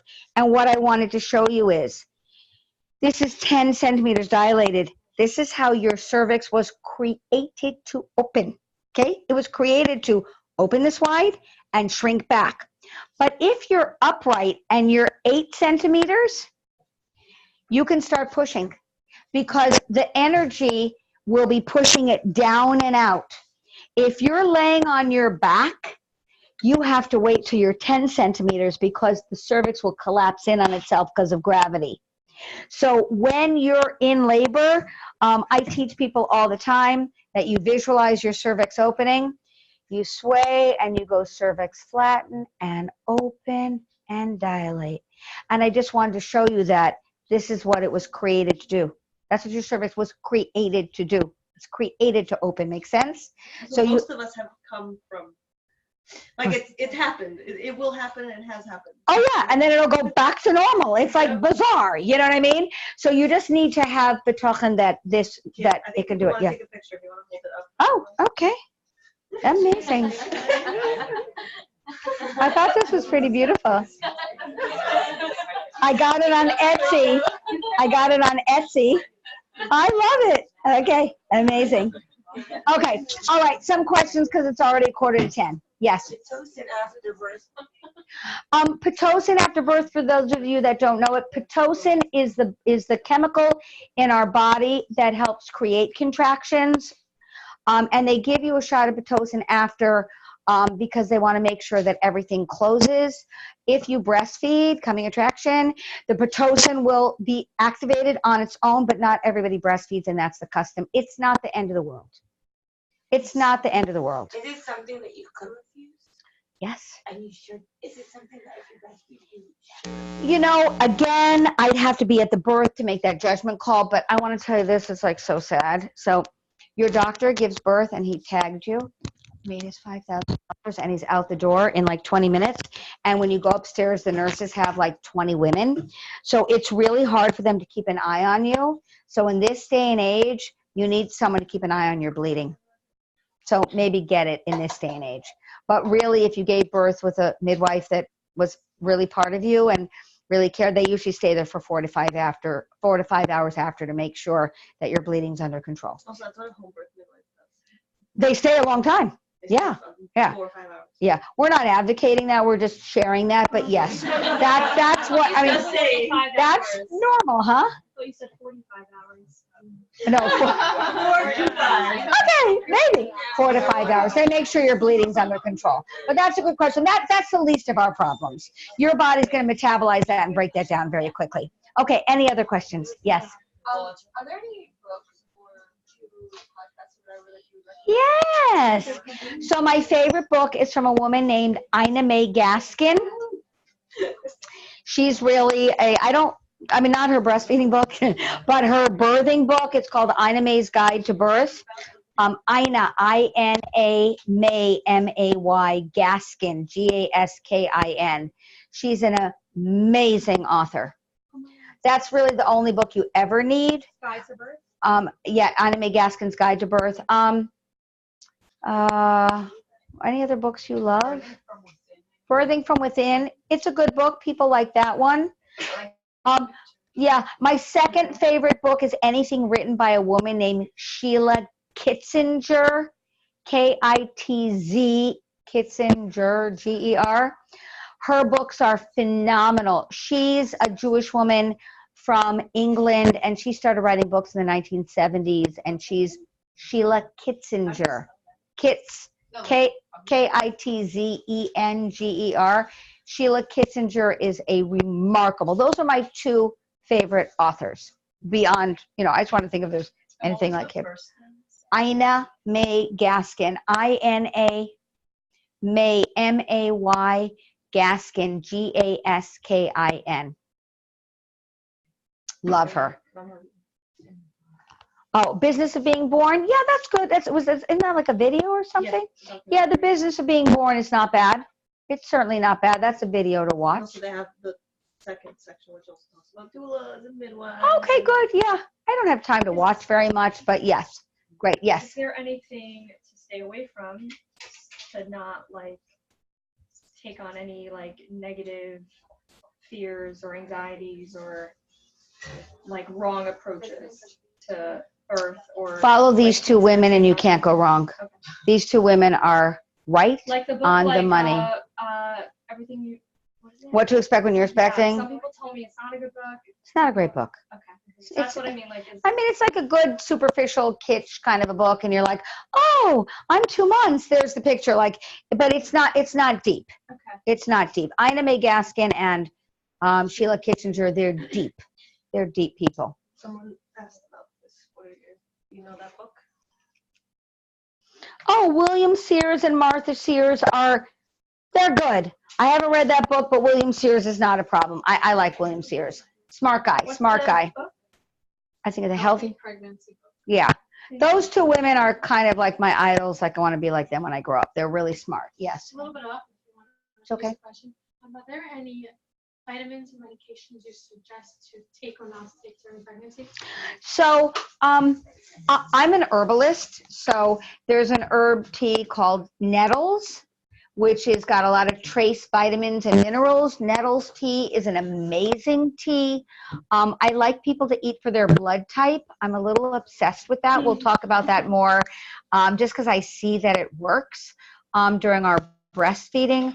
You have to take folic acid because there is the studies that show that you can have spinal bifida. So I would never say not. Is there a thing that many Ashkenazi women don't digest? Yes, there are conditions that Ashkenazi Jews have, and you can take that test and find out. Doctor told me they don't test for it because they can't take it. Oh, there's a certain folic acid. There's may not treat it, but there's a certain supplement that you take during pregnancy. Your doctor should give it to you. If not, go to another doctor. Then go to another doctor. Okay. I don't know. My clients get it all the time. They'll come in and say, I forget what. What Yeah. kind of reaction would someone have if they don't digest it properly? You can have problems with the baby. So no, my clients get tested all the time. That's not where I'm a professional. And there is a specific supplement that you can take. And I like a lot of smoothies when you're pregnant, a lot of juicing, a lot of smoothies, a lot of soups. It's easiest to eat foods that you don't have to work hard to break down and digest. So if you eat a smoothie, it's like kind of pre-digested. If you have a soup, it's kind of pre-digested for you. So a lot of fluids with nutrients in it and protein. When you're pregnant, even if it's nauseating, you have to have protein 3 times a day. So if it can't be animal-based, it can be plant-based. Yes. Any other questions? That was a good question. Anything else? Those foods are specifically during pregnancy. Your whole life. Right. But Your whole life. No, but I'm saying, like, sometimes women are really nauseous when they're pregnant. It's like, Are there ways to avoid that? well, we can talk about that. Have 3 sips of a smoothie. Have 2 bites of soup. So there is an herb called milk thistle, MILK THISTLE in capsules. And that's most of the herbs I use are in liquid form, not capsule form, but it's a seed. And what the milk thistle does is it breaks down any fatty deposits in your liver. And your liver is what transitions, what your estrogen, it's the end of the night. Your estrogen, it transitions in the liver. The word is not transition, it'll come to me. And what happens is if you have a fatty liver, then your gallbladder will work too hard. Has anybody been nauseous during their pregnancies? Do you throw up green, yellow bile? I do.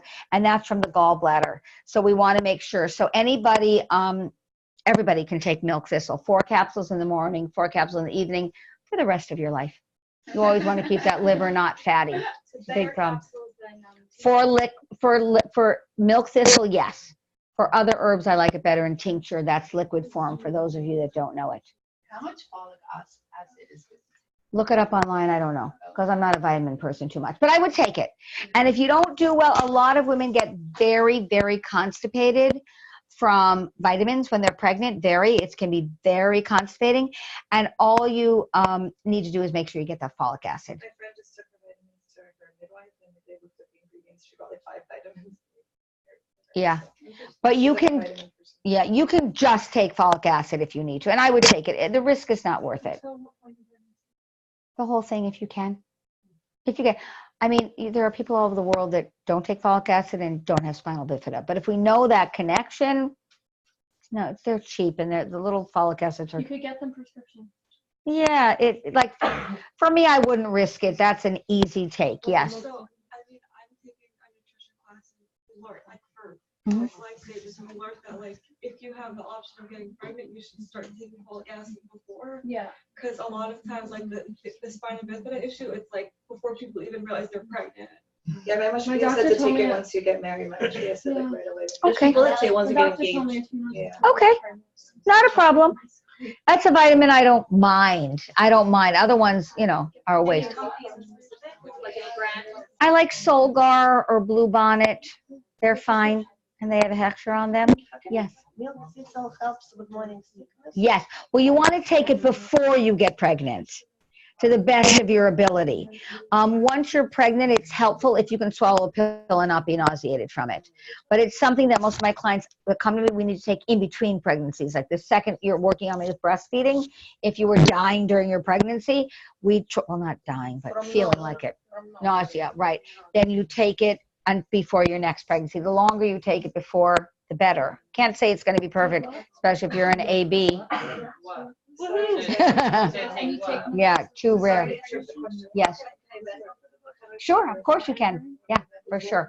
I think it's, you can put in my number, 917-587. Yeah, sure. I tried taking milk thistle and it gives me like a bad aftertaste. You took it in capsule form? So I just stopped taking it, but I'm like, I know I need to, and then I go back to taking it. So you can try burdock root. Burdock root will. What? She's saying that everyone will get it. Okay, fine. So tell me. I'll tell you after. Yes. Burdock root will work similarly, so try burdock root. That's spelled as bird. Burdock, B-U-R-D-O-C-K root. Okay. Yeah. And instead of milk thistle. Yes, correct. That's the second choice. Just milk thistle is a little cheaper than burdock root, so I try to be as financially efficient as possible. And the burdock root should be capsule? Huh? It's not milkhick. It's totally porridge. Should burdock root be capsule also? Yes, correct.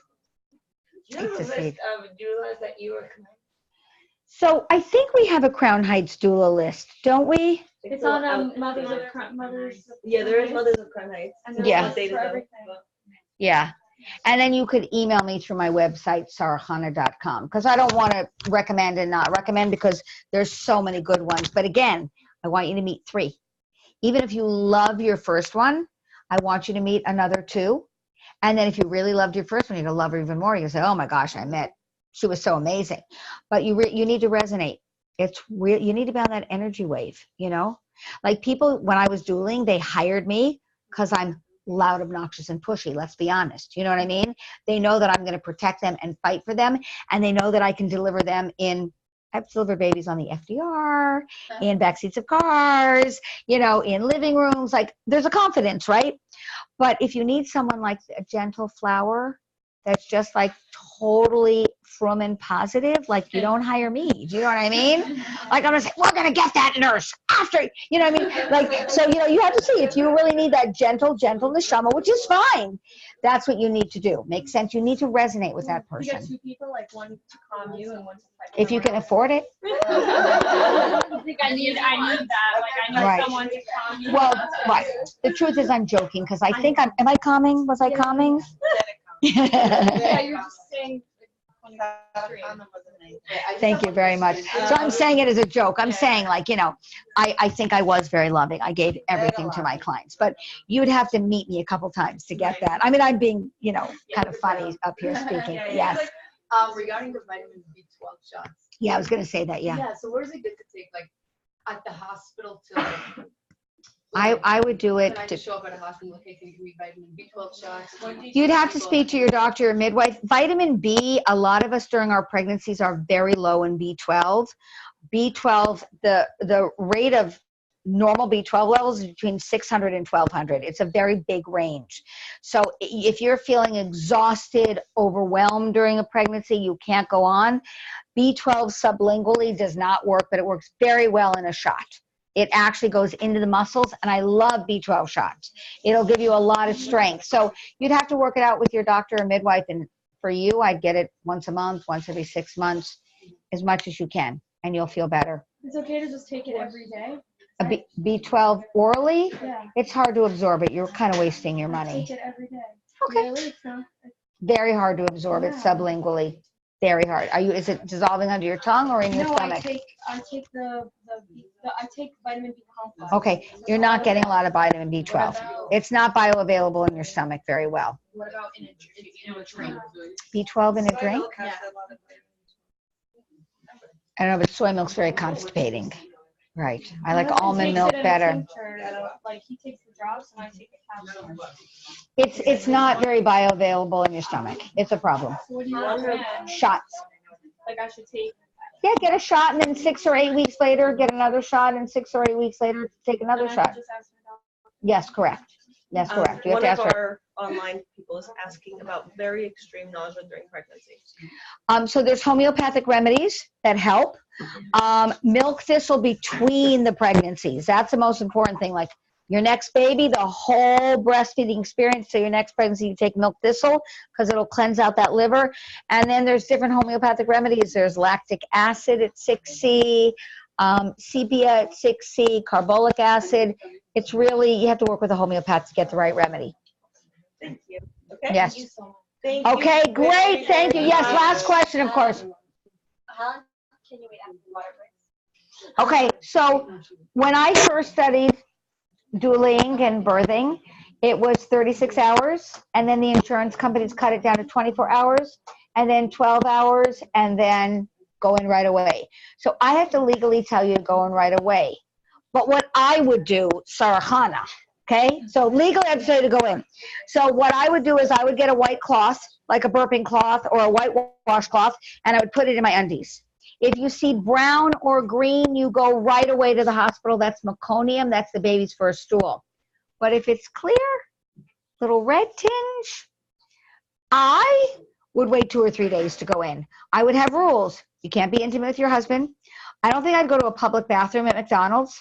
I wouldn't go swimming in a swimming pool. Do you know what I'm saying? Huh? Yes, because now For sanitary, yes. open, It's so open. You're vulnerable. And I would take a bath, though, in my own bathroom if it was clean. And I would shower and I would hang out until my contraction started.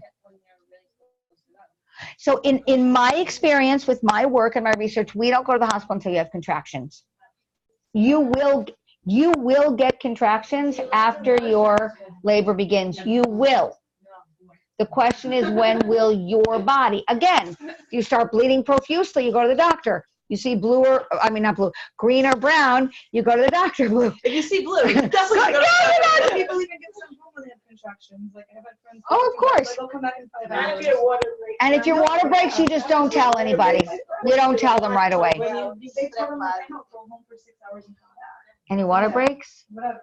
Hey, don't ask me my opinion when I'm on camera. I was gonna say another question. Anything else before we go? Yeah, one last question. Meconium, is it a reason for a C-section or no? Is what? Like meconium, when that. It could be a reason for a C-section, correct. They'd want to see how much. It is dangerous for a baby to inhale meconium. That is for sure. That is one of the things that we're worried about. There are things. Look, when I talk about natural birth, you know, bad things happen to good people. You need to be alerted, but you want a really good doula to discuss these things with. You want a midwife to discuss these things with, not someone that's going to be so quick to action. You know, I had a client who they said, oh my gosh, it's so dangerous. You have to get induced. You have to get induced. You have to run to the hospital right away. She gets to the hospital. Her doctor is nowhere to be seen. She gets checked by a resident. The next thing she knows, some nurse and resident start Pitocin, and they demand that she gets an epidural. She didn't see her doctor for 5 hours later. She was like, if this was such an emergency, where's my doctor? Do you know what I mean? So she had all these people that she had never met making decisions for her. I don't like that. Unless she had meconium, which she didn't. It was just like her water was leaking a little bit. And you have 2 water bags, the exterior and the interior, and you can start to drip a little bit of water, and it's no big deal. It's no big deal. And sometimes even during our pregnancies, when the rupture of the bag happens, the body rejuvenates itself with water. It closes up and rejuvenates with fluid. So losing your water is like, well, what does that mean? Was it a flood? Was it a deluge? Was it a trickle? So that's the kind of questions you want your doctor and your midwives to and doulas to ask you. It's a flood and you're not seeing meconium. I mean, again, not my advice, but if it was me, I'd be looking at my white cloth. Wow. So when the water breaks, it's not, is the baby also more vulnerable? Or it's just your body? I mean, again, studies show that it's not. As long as there's no meconium, you have time. The right, like at the end of pregnancy, because I know someone who the water broke in the 5th month, and so she had to be on bed rest. Correct. And that's because the baby's not formed yet. And it rejuvenated it, didn't it? Yeah. It totally rebooted itself. It's like that computer crash. Okay, no problem. Hit restart.